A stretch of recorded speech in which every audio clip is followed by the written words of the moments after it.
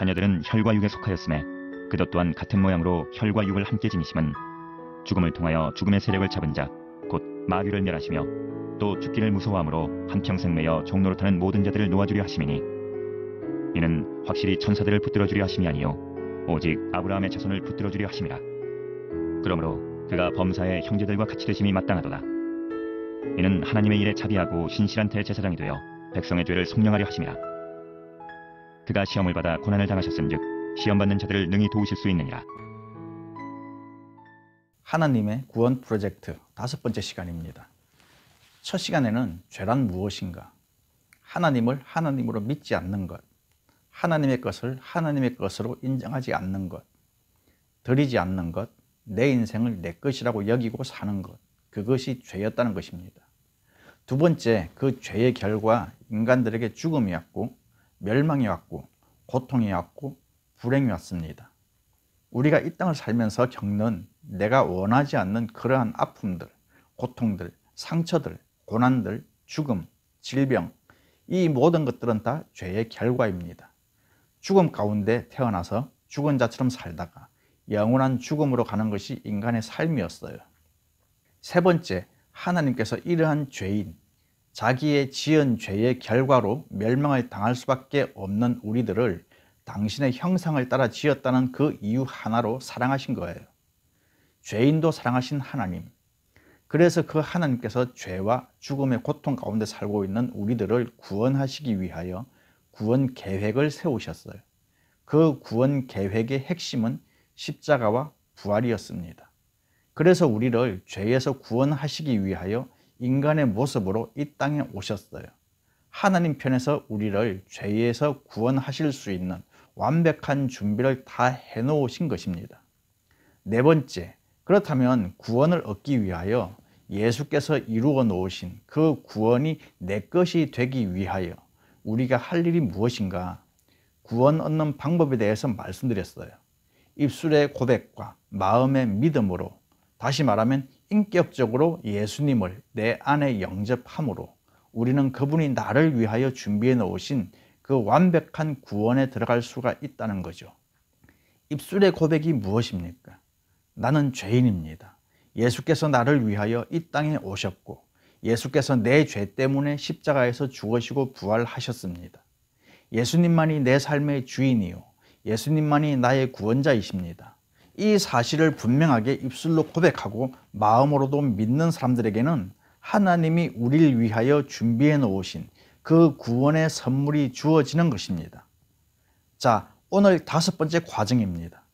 예수를 믿고 구원을 얻어서 하나님으로부터 구원의 선물을 받은 자들에게는 어떤 놀라운 역사가 일어났는가? 오늘 굉장히 중요한 시간입니다. 제가 여러분에게 질문하겠습니다. 예수님을 믿습니까? 예수님이 여러분의 구원자이심을 믿습니까? 예수님이 여러분의 삶의 주인인 것을 믿습니까? 여러분 구원 받으셨습니까? 아멘. 좋습니다. 그렇다면 구원받은 사람들에게 어떤 선물을 하나님께서 준비해 주셨는지, 아마 그 준비해 주신 선물을 누리며 사는 사람도 있고 그 선물이 무엇인지 모르는 사람도 있고 그 선물이 무엇인지 모르기 때문에 구원받았음에도 불구하고 옛사람처럼 살아가는 그러한 자들도 있을지 몰라요. 오늘 그 사실을 점검할 것입니다. 나는 어떠한 구원자로, 어떠한 신앙인으로 구원받은 자에게 주시는 하나님의 놀라운 혜택을 얼마나 누리며 지금까지 살아왔는가? 그것을 점검할 것입니다. 명절 때 외갓집을 가거나 할아버지 댁을 가서 절을 하거나 인사를 하면 할머니, 할아버지가 선물을 주시죠. 그걸 받아들고 집에 가는 과정에 차 안에서 뜯어보는 거죠. 할아버지, 할머니께서 뭘 선물로 주셨나 싶어 예쁜 포장지를 뜯고 안을 보니까 책이 들어있는 사람, 장갑이 들어있는 사람, 또 그 안에 편지도 있고 또 애들이 진짜 좋아하는 봉투, 그거 들어있는 거 한번 펴보는 거죠. 오늘이 바로 그 시간입니다. 여러분이 얻은 구원 얻은 자들에게 주신 선물이 무엇인지 하나씩 뜯어보도록 하겠습니다. 첫째, 14절 말씀 한 번 더 읽어봅니다. 자녀들은 혈과 육에 속하였음에 그도 또한 같은 모양으로 혈과 육을 함께 지니심은 죽음을 통하여 죽음의 세력을 잡은 자, 곧 마귀를 멸하시며 예수님이 우리를 살리시기 위하여 인간의 모습으로 이 땅에 오셨다는 설명입니다. 함께 지니셨다는 말은 하나님인 동시에 완전히 인간이었다는 거예요. 그리고 죽으시고 부활하셨다는 것입니다. 왜 그런 일을 하셨는가? 우리에게 선물을 주기 위해서. 첫 번째 주신 선물이 뭐냐? 사탄의 권세로부터 자유라는 선물을 주셨어요. 사탄의 권세로부터 자유함. 여러분, 사탄은 세상을 지배하고 있어요. 그 사탄의 힘을 가지고 인간을 억압하죠. 우리를 겁주고 불안하게 하고 근심하게 하고 걱정하며 살게 하고 어두움 가운데 살게 하는 것입니다. 사탄이 한 가정을 지배하고 한 사람을 지배하고 한 사회를 지배합니다. 그걸 가지고 있는 무기가 기가 막히게 사람들에게 통하는 거예요. 우리가 예수 믿기 전에 무엇에 눌렸고 무엇에 이끌림 받았고 어떤 상태로 살았습니까? 그리고 예수 안 믿는 주변 사람들을 가만히 보세요. 그들이 뭐에 눌려 살고 있는가? 사탄은 이 누름의 도사입니다. 박사, 억압의 자격증이 있어요.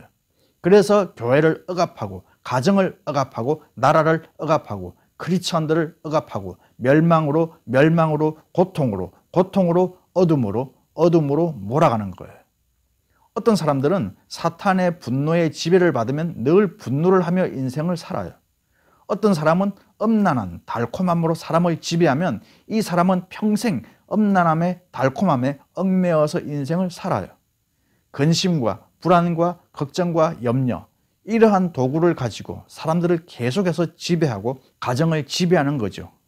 여러분 한번 여러분 자신을 냉철하게 생각해 보십시오. 사탄의 지배가 내 삶에 있는가 없는가? 여러분 근심할 수 있고 불안할 수 있고 걱정할 수 있어요. 염려할 수 있어요. 그러나 그것이 습관화가 되면 아주 심각한 거죠. 잠시 불안하고 잠시 근심하고 잠시 걱정할 수 있어요. 그러나 다시 우린 깨어나는 거예요. 갈등, 다투게 하고 분열하게 하고 그래서 깨트리고 와해시키고 이게 사탄이 지배하는 힘입니다. 예수님이 이 땅에 오시기 전까지 그 누구도 그런 사탄의 행위를 저지할 수가 없었어요. 끝없는 사람들이, 끝없는 나라가, 끝없는 가정이 이러한 사탄의 억압 때문에 이 땅에서 고통을 겪으며 살아갈 수밖에 없었어요. 그런데 예수님께서 십자가에서 죽으시고 부활하심으로 말미암아 사탄의 권세를 다 거두셨어요. 예수께서 부활하심으로 사탄이 가장 큰 무기로 사용하던 그 죽음의 권세가 빼앗겨지고 꺾어진 거예요. 그래서 누구든지 예수 그리스도가 있는 그곳, 누구든지 예수 그리스도를 믿는 그 사람, 어느 가정이든지 예수 그리스도가 살아계신 그 가정에서는 사탄의 권세가, 어둠의 권세가, 분열의 권세가, 불안의 권세가, 근심과 염려의 권세가 다 안개가 사라지듯이 사라지는 거예요. 이러한 선물을 우리에게 주셨다는 거예요. 사랑하는 여러분, 성령님은 사탄과 반대로 역사하십니다. 우리에게 평안을 주시고 기쁨을 주시고 위로를 주시고 소망을 주시고 언제나 하나님 안에서 인생의 확신을 갖게 해주시고 어둠을 거두어 가시는 대신에 우리에게 이 놀라운 빛의 선물을 주신 거예요. 그리스도인들의 삶이란 뭐냐? 신앙생활은 어떻게 하는 것이냐? 바로 하나님이 우리를 위하여 주신 이 선물들을 이 땅 가운데 누리며 사는 거예요. 사탄의 권세에 대하여 담대한 마음을 가지고 대적하고 선포하고 그 안에 더 이상 끌려다니지 아니하고 성령의 이끌림을 받아 자유하며 사는 거예요. 한번 따라갑시다. 나는 사탄의 권세로부터 자유합니다. 눌리지 마십시오. 빼앗기지 마십시오. 순간순간 그와 같은 요소들이 내 안에 가정 가운데 생겨날 때마다 담대하게 예수 이름으로 나는 자유합니다. 나는 죄의 권세로부터 자유합니다. 선포하시기를 축복합니다. 사탄은 예수를 믿어도 계속 여러분을 지배하기 위하여, 억압하기 위하여 시도할 거예요. 계속 도전할 거예요.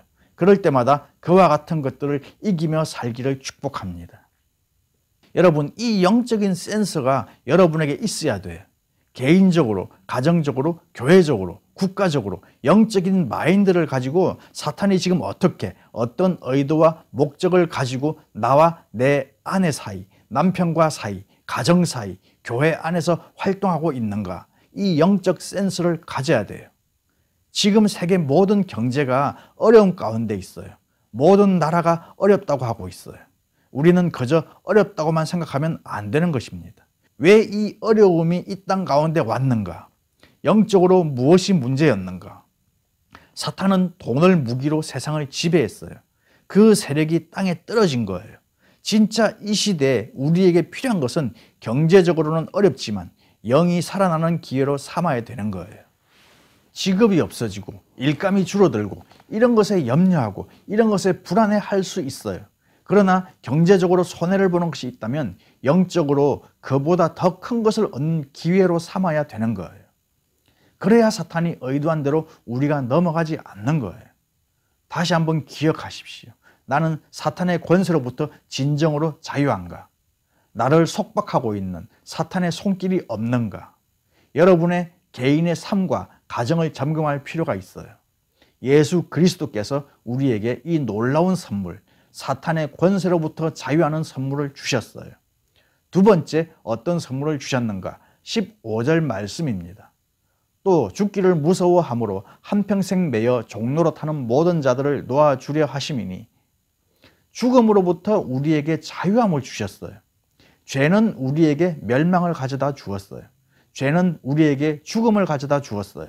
인간의 최고의 두려움은, 그 두려움의 대상은 바로 죽음이었어요. 그러나 예수께서 십자가에서 죽으시고 부활하심으로 우리로 하여금 죽음의 두려움으로부터 자유할 수 있는 길을 열어주신 거예요. 사랑하는 여러분, 누구든지 그리스도 예수 안에서 새 생명을 얻은 자들은 죽음에 대하여 자유할 수 있어야 돼요. 죽는 것이 하나님의 뜻이라면 내가 죽을 수 있습니다.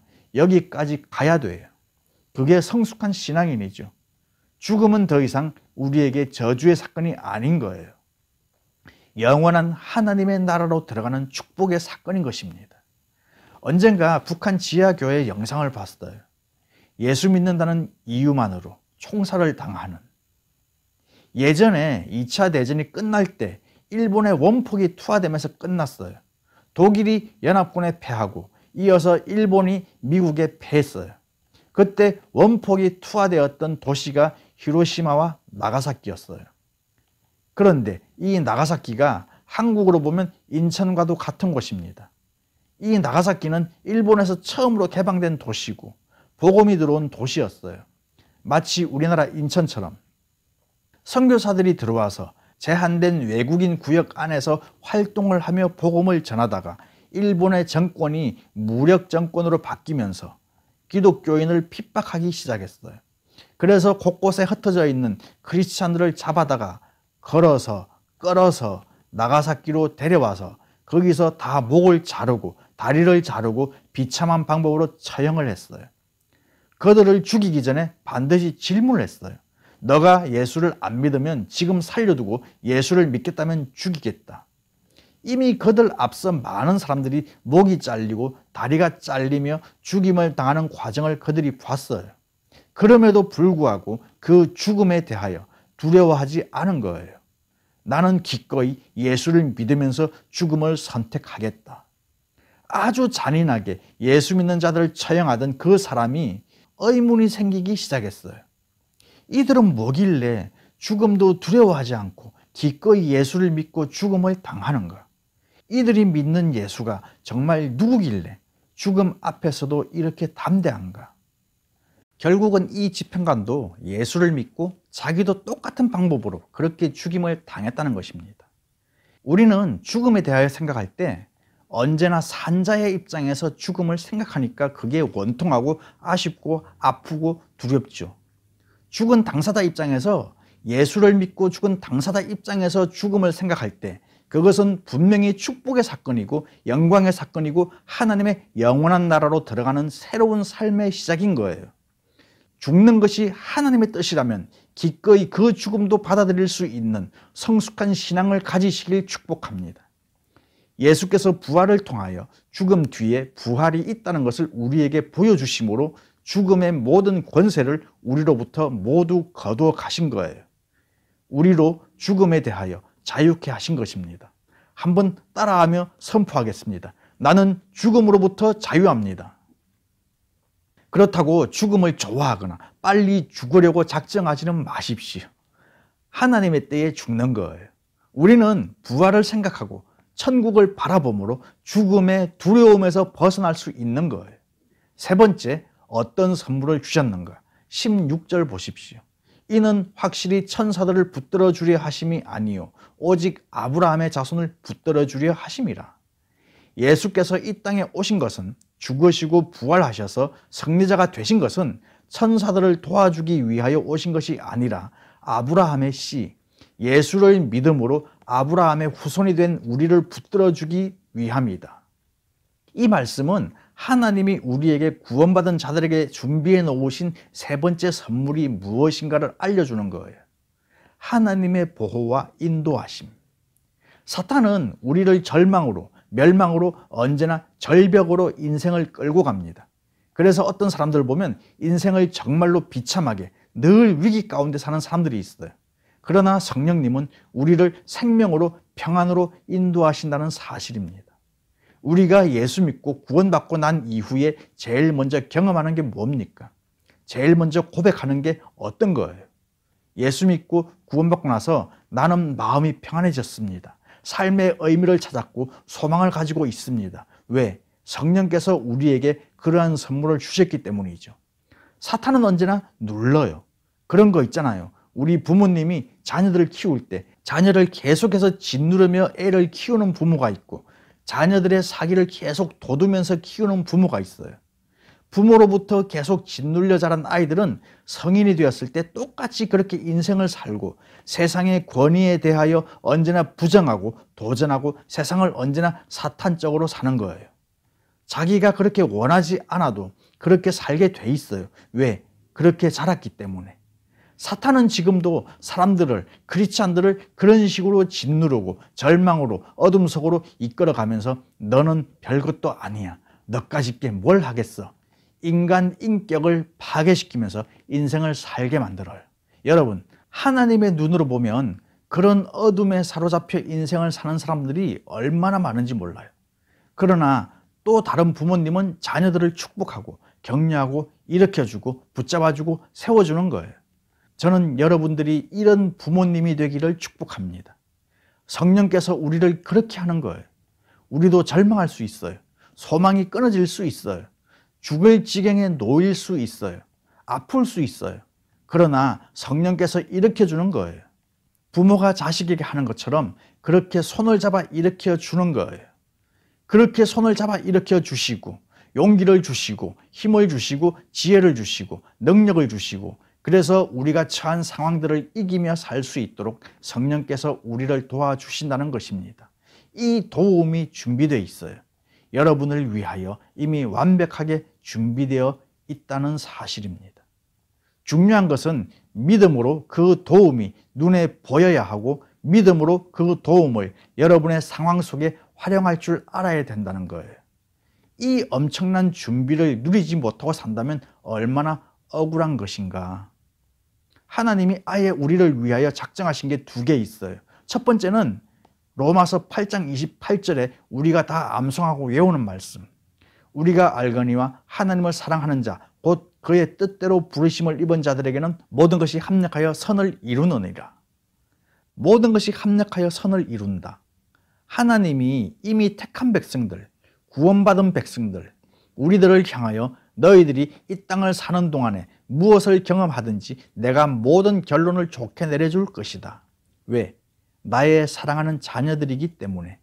그분의 완벽한 보호와 인도하심이 여러분을 위하여 이미 준비되어져 있다는 표현인 거죠. 또 로마서 8장 39절에 보면 하나님의 사랑에서 우리를 끊을 것이 세상에 아무것도 없다. 이 말씀은 하나님이 여러분의 인생을 책임지겠다고 선언하시는 당신의 고백입니다. 우리가 뭐길래? 얼마나 여러분을 사랑하시면 하나님이 이런 위대한 선언을 선포해 놓으시고 우리를 인도하시며 보호하시겠냐는 것이죠. 여러분 한 분 한 분이 그런 점으로 보면 대단하신 분들인 거예요. 신앙생활은 어떻게 하는 것이냐? 생활 속에서 하나님이 준비해 놓으신 보호와 인도하심을 체험하면서 사는 거예요. 그래서 신앙생활을 제대로 하는 사람들은 간증할 게 많고 감사할 게 많아야 되는 거예요. 보이지 않던 하나님의 보호와 인도하심이 내가 어떤 위기를 당할 때마다 삶의 현장에서 구체적으로 체험되고 나타나기 때문에 간증하고 고백할 이런 이야기가 많은 거예요. 남 얘기, 다른 이야기할 시간이 없는 거예요. 때로는 말씀을 통하여, 때로는 기도를 통하여, 때로는 당신의 그 고유한 독특한 방법으로, 때로는 내가 예상하지 못한 그러한 방법으로 이러한 놀라운 일들을 행하시는 거예요. 우리가 신앙생활을 하면서 행복하다고 고백할 수 있는 이유는 적절한 때에, 필요할 때에 하나님의 보호와 인도하심을 경험하기 때문입니다. 그것을 알아야 되고 그것을 고백하고 간증하고 감사할 줄 아는 그러한 신앙인들이 되길 축복합니다. 하나님은 완벽한 것을 여러분을 위하여 준비해 놓으셨어요. 이것을 여러분의 것으로 누리십시오. 네 번째, 우리를 위하여 준비해 놓은 선물 17절 말씀입니다. 그러므로 그가 범사의 형제들과 같이 되심이 마땅하도다. 이는 하나님의 일에 자비하고 신실한 대제사장이 되어 백성의 죄를 속량하려 하심이라. 네 번째, 우리를 위하여 준비해 놓으신 자유는 죄와 죄의 짐으로부터 자유케 하셨다는 것입니다. 로마서 8장 1절 2절에 보면 그리스도 예수 안에 있는 자에게는 결코 정죄함이 없나니 이는 그리스도 예수 안에 있는 생명의 성령의 법이 죄와 사망의 법에서 너를 해방하였음이라 기록했어요. 인간의 가장 큰 고통, 인간의 가장 불행의 원인, 그것은 죄입니다. 그 죄가 가져다 준 짐 때문에 인생살이가 어려운 거예요. 그런데 부활하신 예수께서 우리에게 그 죄와 죄의 짐으로부터 자유하는 놀라운 축복을 주셨어요. 죄의 문제도 해결해 주셨고 죄의 짐도 해결해 주셨고 죄책감의 옷도 벗겨 주셨다는 것입니다. 요한복음 8장 32절에 예수께서 그렇게 말씀하셨어요. 진리를 알지니 진리가 너희를 자유롭게 하리라. 하나님의 말씀이 너희를 자유하게 하리라. 예수 그리스도가 너희를 자유롭게 하리라. 제가 여러분에게 질문하고 싶어요. 여러분에게 죄의 자유함이 진짜 있습니까? 죄책감으로부터 자유함이 있습니까? 죄를 고백해 놓고도 그 죄 때문에 계속 억눌리고 그런 경험이 없습니까? 사탄은 우리를 죄책감을 이용해서 계속 자신을 억누르고 우리를 지배하려고 시도합니다. 여러분이 정말로 예수님의 이름으로 여러분의 죄를 고백했다면, 마음 중심으로 회개하고 고백했다면 용서가 이루어진 줄로 믿습니다. 그것에 의심을 달지 마십시오. 어떤 사람은 자기 기분에 따라, 자기 감정에 따라 용서가 되고 안 되고를 자기가 선택해요. 용서되고 안 되고는 하나님이 결정하는 거지 우리가 결정하는 게 아닙니다. 여러분의 입장에서 내 편에서 진정한 회개와 진정한 고백이 있었다면 용서는 이루어진 줄로 믿습니다. 죄책감에 얽매이지 마십시오. 어떤 생각이든 그것은 다 사탄이 주는 거예요. 그렇다고 죄를 져놓고 뻔뻔해지라는 그런 말은 절대로 아닙니다. 진정한 회개가 있었다면 용서도 있다는 사실을 믿으시길 바랍니다. 사람을 힘들게 어렵게 짓누르는 것이 죄책감입니다. 남들에게 말할 수 없는 그 죄, 그런 죄일지라도 동이 서에서 먼 것처럼 예수 그리스도께서 다 용서해 주신 줄로 믿습니다. 한 번 더 따라합시다. 나는 죄와 죄책감으로부터 자유합니다. 자유할 수 있기를 축복합니다. 다섯 번째, 구원받은 자들에게 어떤 선물을 주셨는가? 18절 말씀. 그가 시험을 받아 고난을 당하셨은즉 시험 받는 자들을 능히 도우실 수 있느니라. 제가 이 말씀에 참 위로를 많이 받아요. 예수님이 내 형편을 알아주신다는 것이죠. 내가 고난당할 때, 시험당할 때, 유혹당할 때 나 혼자 그 문제를 가지고 걱정하는 게 아니라는 것입니다.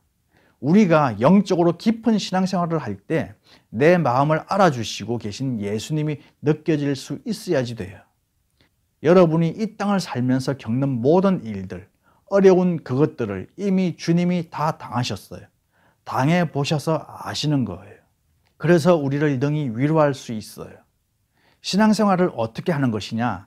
그런 위기 때마다 성령의 위로를, 예수님의 위로를 경험하며 사는 것입니다. 그래서 다시 용기를 얻고 힘을 얻고 지혜를 얻고 다시 자리에서 일어나 내가 가야 할 길을 가며 해야 할 일을 주님을 위하여 하는 거예요. 이 위로가 여러분 가운데 경험되기를 축복합니다. 성령의 공급하심, 성령의 위로, 이런 용어들이 여러분의 삶에 익숙해져야지 돼요. 그것이 무엇인지 모르고 산다면 인생살이가 얼마나 어려운지 몰라요. 우리가 부모님 곁을 떠나 객지에 정착하는 과정을 통해 외로움과 고독과의 싸움, 불안과의 싸움, 두려움과의 싸움이 있어요.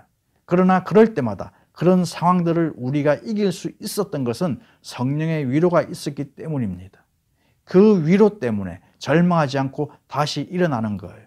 그 위로 때문에, 가정에서 자식 때문에, 아니면 여러분 삶의 현장에서 경험되는 그 어두운 절망이 있을지라도 다시 일어나는 거예요.